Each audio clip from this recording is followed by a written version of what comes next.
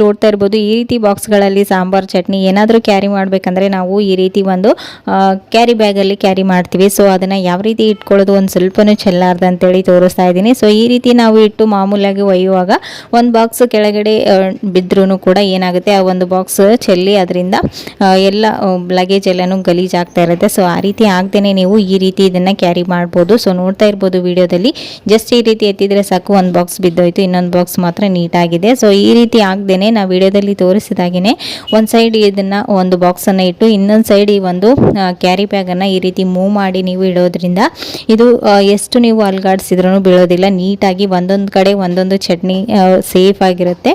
So ಇದು ನೀವು travel ಮಾಡುವಾಗ ಈ ಒಂದು ಟಿಪ್ಸ್ ಖಂಡಿತ ಯೂಸ್ಫುಲ್ ಆಗುತ್ತೆ. ಟ್ರೈ ಮಾಡಿ ನೋಡಿ. ಒಂದಲ್ಲ ಎರಡು ಕ್ಯಾರಿ ಬ್ಯಾಗ್ ನೀವು ಹಾಕಿ ಲಗೇಜ್ ಬ್ಯಾಗಲ್ಲಿ ಇಟ್ಟರೆ ಇದು ಬೀಳೋದೇ ಇಲ್ಲ. ಸೊ ಸೇಫ್ ಆಗಿ ಸಪ್ರೇಟಾಗಿ ಚೆನ್ನಾಗಿರುತ್ತೆ. ಸೊ ನೋಡ್ತಾ ಇರ್ಬೋದು ಕ್ಯಾರಿ ಮಾಡುವಾಗನೂ ಕೂಡ ನೀವು ಈ ರೀತಿ ತೊಗೊಂಡು ಹೋಗ್ಬೋದು. ಇಲ್ಲಿ ನೋಡ್ತಾ ಇದ್ರೆ ಸಪ್ರೇಟ್